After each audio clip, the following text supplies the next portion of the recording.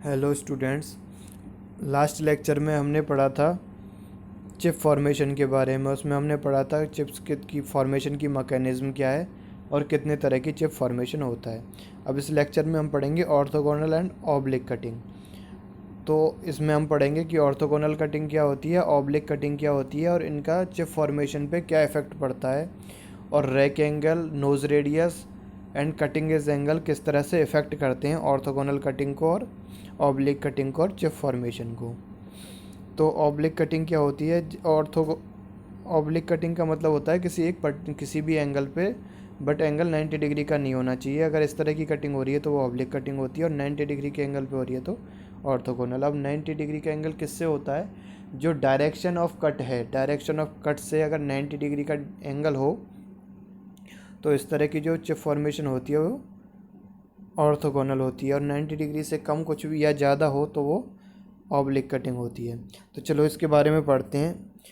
It is appear from the diagram जो दे रखा है उससे, that while turning ductile material by A sharp tool the continuous chip would flow over the tools rack surface and the direction apparently perpendicular to the principal cutting edge, that is along the orthogonal plane, which is normal to the cutting plane containing the principal cutting edge, but practically the chip may not be flow along the orthogonal plane of several factors like presence of inclination angle lambda.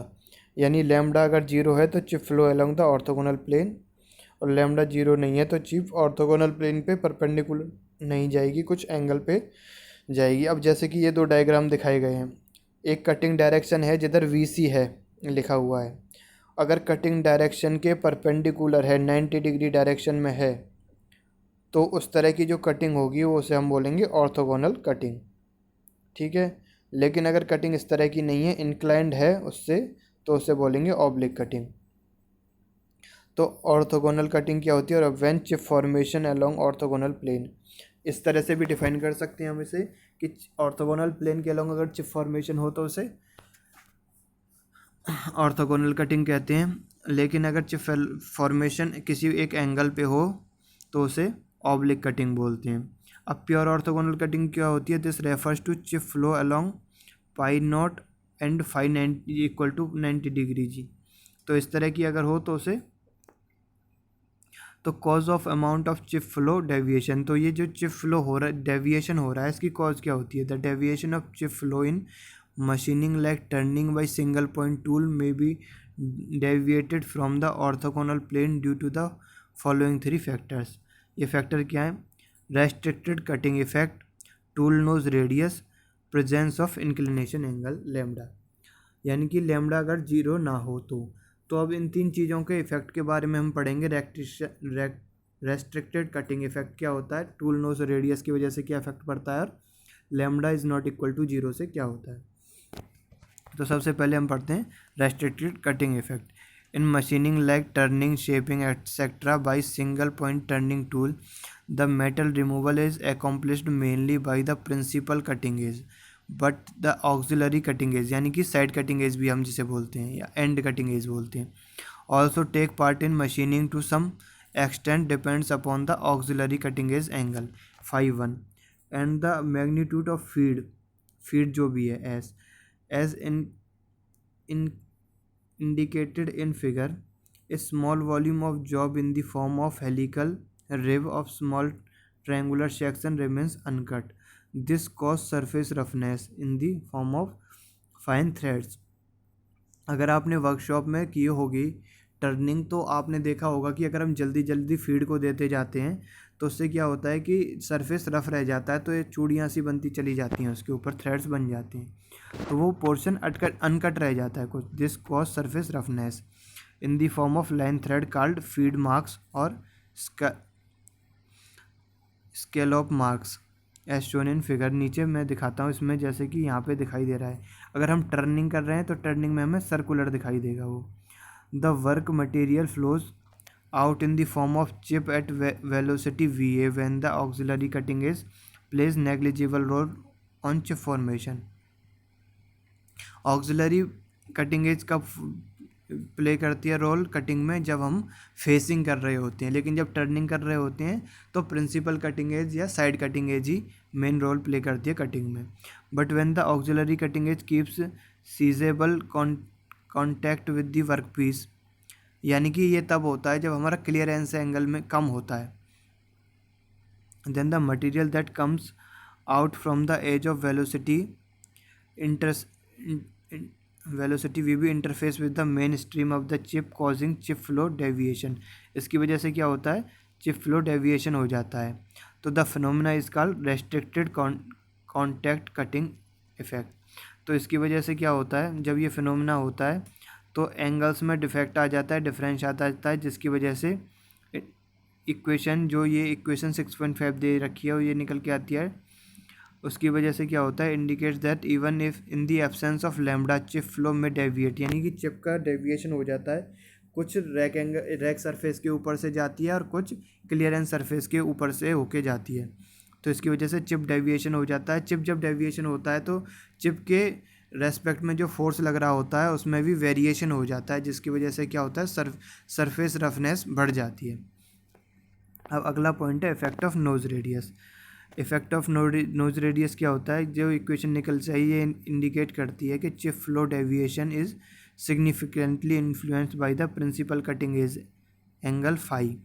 In nose radius tool the value of phi continuously varies, क्योंकि जब nose radius very करती है, जहाँ से tool tip cut कर रहा है वहाँ से एंगल, अगर कोई फिक्स पॉइंट नहीं होता ओरिजिन का, तो जो एंगल्स हैं वो मेज़रमेंट में वेरी करते हैं। उसी तरह से जब नोज़ रेडियस होती है और उसमें जब वेरिएशन आते हैं नोज़ रेडियस में, तो जो फाई वैल्यू होती है वो भी बढ़ती है।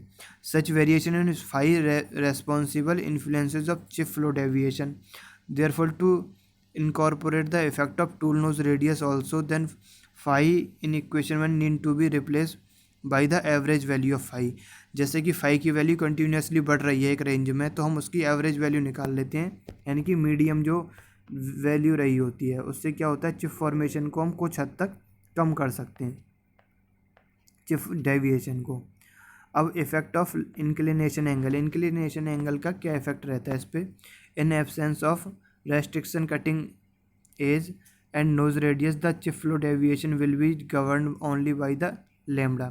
यानी लैम्डा से तो होता ही है, लैम्डा के अलावा इन दोनों इफेक्ट से भी होता है, लेकिन अगर लैम्डा ना हो, ये दोनों इफेक्ट ना हो, फिर भी लैम्डा अकेले में एक सिग्निफिकेंट जिसको मेज़र किया जा सकता है और देखा जा सकता है, उतना इंक्लिनेशन वो डेविएशन होता है उसका चिप की वजह से।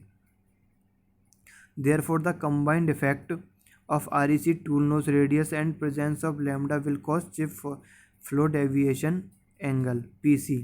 तो PC इज इक्वल टू होता है फाई प्लस लैम्डा, जाई प्लस लैम्डा। अब ये जो जाई आया है ये उन दोनों की वजह से आया है और लैम्डा इसकी वजह से आया है। जैसे कि हम देख रहे हैं यहाँ पे डायग्राम में हमें दिखाई दे रहा है कि उस दोनों के इफेक्ट की वजह से जो डेविएशन है चिप फॉर्मेशन का वो बढ़ जाता है। अब इसके बाद रैक एंगल का भी इफेक्ट होता है। रैक एंगल का क्या इफेक्ट है, it has already been realized that the value of rack angles play vital roles before mechanism and mechanics of machining। There are different rack angles, but the rack angle is obviously the most significant, gamma E, यानी कि effective rake angle बोला जाता है इसको। तो definition of effective, अब हमने rack angle दो पढ़े थे, एक साइड रैक एंगल है, एक बैक रैक एंगल। जो साइड कटिंग एज होती है उसके रेस्पेक्ट में जो रैक एंगल के सरफेस से एंगल बनता है वो साइड रैक एंगल होता है। जो एंड कटिंग एज होती है उससे जो रैक प्लेन का जो एंगल बनता है वो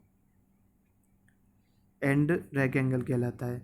तो अब इफेक्टिव रैक एंगल क्या है, the angle of inclination of rake surface from the pi surface and is measured on the plane which is perpendicular to the reference plane taking in the direction of actual chip formation.